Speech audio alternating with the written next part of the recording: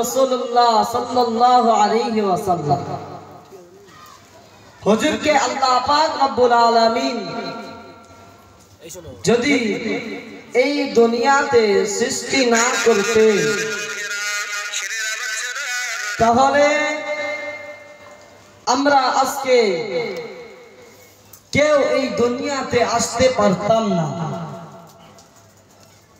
আমাদের আদি পিতা হযরত আদম আলাইহিস সালাতু ওয়াস সালাম তিনিও আসতে পারতেন না। আল্লাহ পাক রব্বুল আলামিন আমাদের নবীকে সৃষ্টি করে আল্লাহ পাক রব্বুল আলামিন আমাদের নবীকে ইমাম দিগের ইমাম করে দুনিয়াতে পাঠিয়েছে, শেষ নবী করে দুনিয়াতে পাঠিয়েছে। তো সেই নবী করিম সাল্লাল্লাহু আলাইহি ওয়াসাল্লামে মাজার মুকদ্দাসে সালামের নজরানা পাঠায়। সকলে একটু উচ্চ আওয়াজে বলি সাল্লাল্লাহু আলাইহি ওয়াসাল্লাম। তো আজকে আল্লাহ পাক রব্বুল আলামিন আমাদেরকে এমন একটা মজলিস করার তৌফিক দান করেছে যে মজলিসে আল্লাহর কথা, আল্লাহ রাসূলের কথা আলোচনা হবে, যে মজলিসে ইসলামের কথা, শরীয়তের কথা আলোচনা হবে। তা আমরা বহুদিন ধরে পরিশ্রম করে খাটাখাটনি করে আজকে আমরা এই মজলিসটা কায়েম করতে পেরেছি। তো আমরা রাস্তাঘাটে ঘোরাফেরা না করে এই দুনিয়ার জান্নাতের বাগানে এসে বসে যায়। রাস্তাতে যারা দাঁড়িয়ে আছেন তারা ভিতরে এসে বসে যান। এই মজলিস হলো শেখার মজলিস, এই মজলিস হলো শোনার মজলিস। শুধু শুনলে হবে না, শুনে সেই শোনাটাকে জিন্দেগিতে আমলে পরিবর্তন করতে হবে। আমার আল্লাহ পাক রব্বুল আলামিন কালামুল্লাহ শরীফের ভেতরে একবার না, দুইবার না, তিনবার না, আল্লাহ পাক রব্বুল আলামিন 82 বার নামাজের কথা বলেছে। ওয়া আকিমুস সালাহ, বান্দা তোমরা নামাজ পড়ো, সালাত কায়েম করো। আমি আল্লাহ পাক বলে দিলাম তোমরা নামাজ আদায় করো। আর রাসূল পাক সাল্লাল্লাহু আলাইহি ওয়াসাল্লাম হাদিস শরীফের মধ্যে বলছেন মিফতাহুল জান্নাতিস সালাহ। হে আমার উম্মতিরা, আমি রাসূলুল্লাহ বলে দিলাম, আমি রাসূলুল্লাহ জানিয়ে দিলাম জান্নাতের চাবিকাঠি হলো নামাজ। একটু জোরে বলুন সুবহানাল্লাহ। তাহলে আমাদেরকে জান্নাতে যেতে গেলে নামাজ আদায় করতে হবে। এটা আল্লাহর হুকুম, ফরজ, মানতে হবে। আমরা ফরজ মানি না, সুন্নত মানি না, নফল মানি না। আল্লাহর বিধান হুকুমকে আমরা ঠিক মতো পালন করতে পারছি না। আল্লাহ পাক রব্বুল আলামিন তিনি রহমানুর রহিম, দয়ার সাগর। আল্লাহ পাক রব্বুল আলামিনের হুকুম আহকাম আমরা না মানার পরেও আল্লাহ পাক তিনি আমাদেরকে রিজিক দিচ্ছে, আমাদেরকে এই দুনিয়াতে হাঁটার মতন শক্তি দিচ্ছে, আমাদের দুনিয়াতে বেঁচে থাকার মতো শক্তি দিচ্ছে। তা আমরা সেই আল্লাহ পাক রব্বুল আলামিনের উপাসনা আরাধনা থেকে আমরা সরে আসছি। মুসলমানকে সজাগ হতে হবে, মুসলমানকে জাগতে হবে।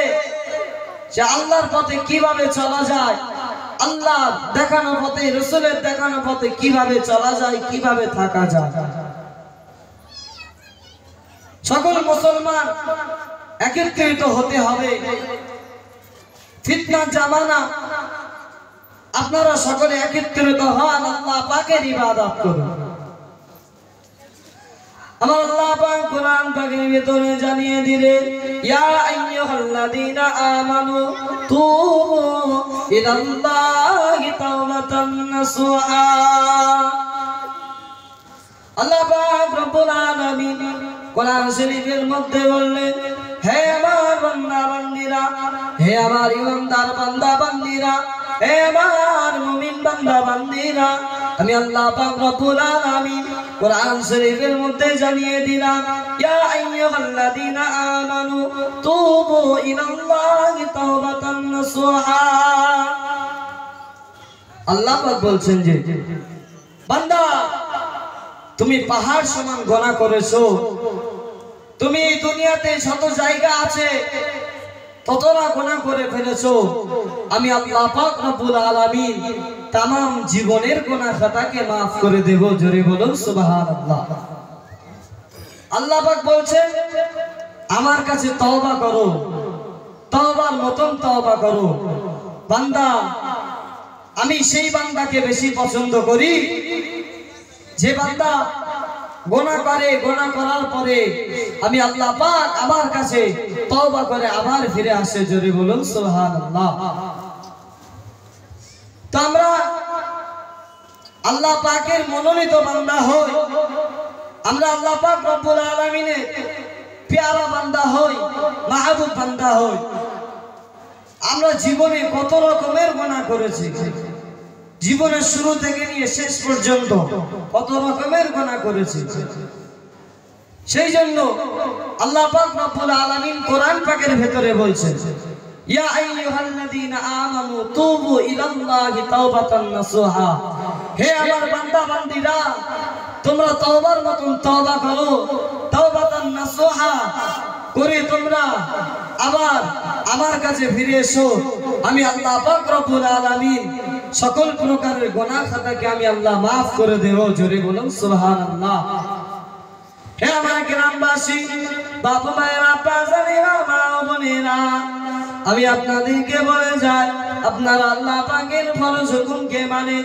আল্লাহ পাক রব্বুল আলামিন ইসলামের ভিতরে 5টা মূল ভিত্তি দিয়েছে। 1 নম্বর কালিমা, 2 নম্বর নামাজ, 3 নম্বর রোজা, 4 নম্বর হজ, 5 নম্বর যাকাত। যাদের অর্থ সামর্থ্য আছে, ধন দৌলত আছে, তারা হজ যাকাত দেবে। আর যাদের নাই, তারা আল্লাহ পাকের রব্বুল আলামিনের এই 3টি হুকুম মানবে। রোজা, হজ, যাকাত আল্লাহ পাক রব্বুল আলামিনের হুকুম, এইগুলো ফরজ। ইসলামের ভিত্তি 5টা মূল ভিত্তি, এইগুলোকে আমাদেরকে মানতে হবে, এইগুলোকে ফলো করতে হবে। সেই জন্য আমি বলছি, বেশি বেশি করে আল্লাহ পাক রব্বুল আলামিনের কাছে কাঁদবে।